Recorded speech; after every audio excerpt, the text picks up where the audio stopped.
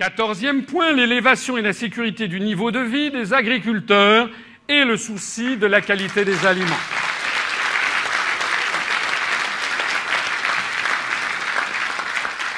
Pour être honnête avec vous, j'ai rajouté le dernier morceau de phrase qui ne figurait pas dans le programme du CNR, qui parlait, lui, de l'élévation et de la sécurité du niveau de vie des travailleurs de la terre. Mais parce qu'une raison très simple, c'est qu'effectivement, il ne se passait pas en 1944 ce qui se passe en 2011 en matière de qualité des aliments.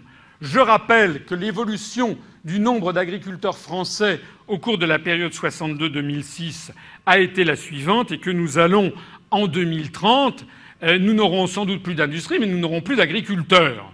Donc il faut quand même à un moment porter un coup d'arrêt à ces évolutions fatales. Alors, nous remplacerons les agriculteurs peuvent dormir sur leurs deux oreilles. Il ne faut pas que les agriculteurs pensent que si nous sortons de l'Union européenne, ils n'auront plus leurs subventions dites européennes, puisque je ne cesse de le rappeler, ces subventions dites européennes sont en fait des subventions payées par la France. Vous savez que la France donne chaque année en gros 21 milliards d'euros à la Commission, qui nous en restitue 14 et qui en garde 7. Donc les 14 sont restitués notamment sous forme d'aide aux agriculteurs, ou bien d'aide sous forme, par exemple, à des associations ou à des régions, ou à ce qu'on appelle le Fonds européen de développement régional pour qu'on fasse une bretelle d'autoroute, et on dit merci l'Europe. Mais non, c'est pas merci l'Europe, c'est notre argent qu'on nous rend avec simplement le drapeau bleu aux étoiles d'or, et on nous en a piqué un tiers. Donc nous, en sortant de tout ce système, nous pourrons donc garantir aux agriculteurs qu'ils auront exactement les mêmes subventions qu'actuellement, sauf qu'ils n'auront plus le drapeau bleu aux étoiles d'or, mais un drapeau bleu-blanc-rouge avec marqué République française, et puis que par ailleurs nous récupérons, je l'ai déjà dit, au moins 7 milliards d'euros que nous utiliserons pour une large part, je l'ai présenté tout à l'heure, à la construction de 80 000 logements sociaux de plus par an. Mais nous n'allons pas laisser tomber les agriculteurs, d'abord parce que nous maintiendrons le système des subventions, mais parce que nous transformerons la politique agricole commune en une politique agricole nationale. Tout simplement, la PAC sera remplacée par la PAN. En quoi ça consistera? Quelques grandes idées. Là, je sors un tout petit peu de la théorie de l'élection présidentielle. On touche un petit peu davantage à un programme de nature législative, mais c'est quand même pour vous montrer au passage que d'abord nous avons des équipes qui réfléchissent à beaucoup de choses, donc je ne suis pas seul, c'est d'abord la première chose que je voulais vous dire, et puis c'est vous montrer un peu l'état des réflexions qui sont les nôtres. Alors, d'abord, premièrement, garantir un revenu digne et stable aux agriculteurs en favorisant un prix juste à la vente des productions. Ça veut dire réguler la spéculation sur les produits alimentaires, aussi bien pour les produits destinés à l'alimentation animale que pour l'homme, en réglementant les marges effectuées par l'ensemble du système de distribution des produits alimentaires. Et l'idée, c'est d'établir une grille d'une moyenne de prix de revient par produit et par département, avec donc une finesse d'analyse locale et départementale, afin de calculer un prix minimum de viabilité, un PMV, que les agriculteurs auraient le droit d'appliquer lors de leurs négociations commerciales. C'est-à-dire qu'à partir de ce PMV, de ce prix minimum de viabilité, eh bien, il serait interdit par la loi que telle ou telle centrale d'achat ou telle centrale de distribution puisse faire baisser les tarifs en dessous. Parce que ça n'est plus à ce moment-là de la négociation commerciale, c'est de l'exploitation pure et simple, c'est de l'extorsion de fonds. Le deuxième point, créer un fonds de garantie suffisant en cas de calamité agricole afin de dédommager les exploitations victimes. C'est quand même quelque chose qui devrait être réglé depuis belle lurette, qu'on n'entende plus parler de ce genre de problème. Le troisième point, stabiliser le marché puis l'orienter vers une distribution locale. Ça veut dire quoi? Ça veut dire qu'il faudra alors d'abord maintenir les quotas laitiers, la banalisation des droits à l'exploitation ou la plantation dans toutes les filières végétales et animales pour éviter des surproductions et assurer une diversification. Donc l'idée, c'est d'essayer d'abord d'avoir une meilleure répartition, évidemment dans la mesure où c'est rentable et où c'est possible, une meilleure répartition des productions animales et végétales sur la surface du pays, mais également d'avoir une distribution locale pour favoriser justement à la fois l'économie locale et puis aussi beaucoup d'autres choses. Donc parmi nos projets, il y a ce projet AgriDistrib, c'est-à-dire un outil informatique hébergé sur Internet, interconnectant tous les metteurs en marché et toutes les plateformes de distribution selon des objectifs de zones géographiques circonscrites.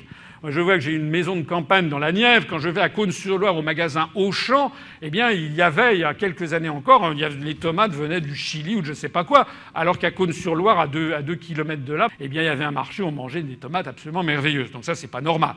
Il n'est pas normal que les grands réseaux de distribution ne s'approvisionnent pas localement. Alors, il y a eu des efforts qui ont été faits par la puissance publique. On peut pas dire que rien n'ait été fait, mais il faut le systématiser. Par exemple, avec cette espèce de eBay local, si j'ose dire, qui permettrait donc de créer un marché local sur Internet, parce que les agriculteurs, de plus en plus, sont comme tous les Français, ils savent se connecter sur Internet, d'économiser des transports, donc d'économiser de l'énergie fossile, de laisser une moindre empreinte carbone, d'améliorer la fraîcheur des produits améliorés pour les fruits et légumes, et donc d'avoir moins de pertes et une qualité supérieure pour le consommateur. En fait, c'est le bon sens même.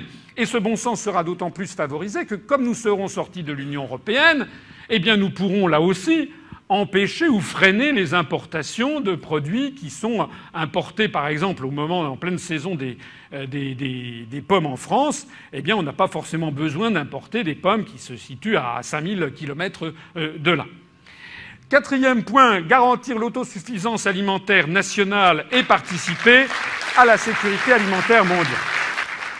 Nos aïeux seraient effarés de voir en matière agricole comme en matière industrielle que les pouvoirs publics n'ont pas le souci que doit être un président de la République. Ça doit être un peu comme un père de famille.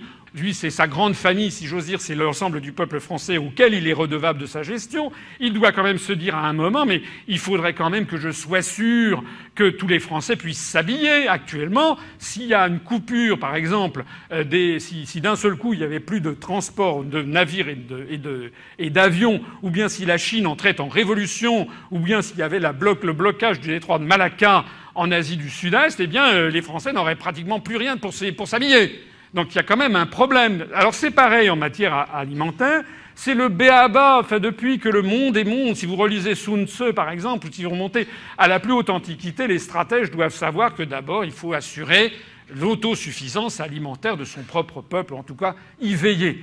Il n'est pas normal que nous n'ayons pas cet objectif. Donc un plan d'occupation des sols agricoles sera établi en fonction des besoins de produits de première nécessité. Ces surfaces minimums seront maintenues et financées exceptionnellement si besoin, avec la création d'un fonds de garantie. Garantir le maintien des aides alimentaires aux ONG caritatives comme les Restos du Cœur. Cinquième point, accroître la qualité de l'agriculture avec le soutien des techniques culturales plus respectueuses de l'environnement. Avec le maintien des aides du FEDER aux investissements sur produits alternatifs, la création de postes de fonctionnaires de l'environnement, l'interdiction des OGM, y compris dans l'alimentation animale.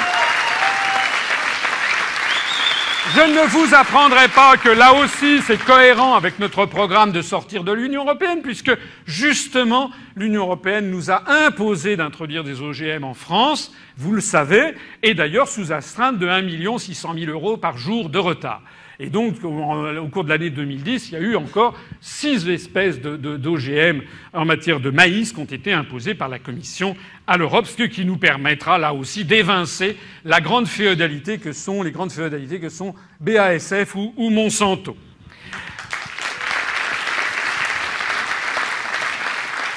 Pour favoriser également les cultures respectueuses de l'environnement, il faut également modifier ou faire de la pédagogie dans l'esprit des Français, donc avec d'abord une modification de la normalisation spécifique aux fruits, légumes et pommes de terre, et le lancement d'une campagne de sensibilisation dans les médias et au niveau scolaire, afin que les consommateurs changent leurs habitudes de consommation, acceptent d'acheter des produits de plus petit calibre ou mal calibrés ou avec quelques défauts d'aspect, le tout pour préserver au mieux l'environnement et notre santé. Et puis, engagement de négociation avec l'Organisation mondiale de la santé sur les règles de la FAO, de l'Organisation alimentaire mondiale, relevant du Codex Alimentarius, afin de refuser une partie de ces normes dans la production nationale ainsi que pour certains produits importés en France.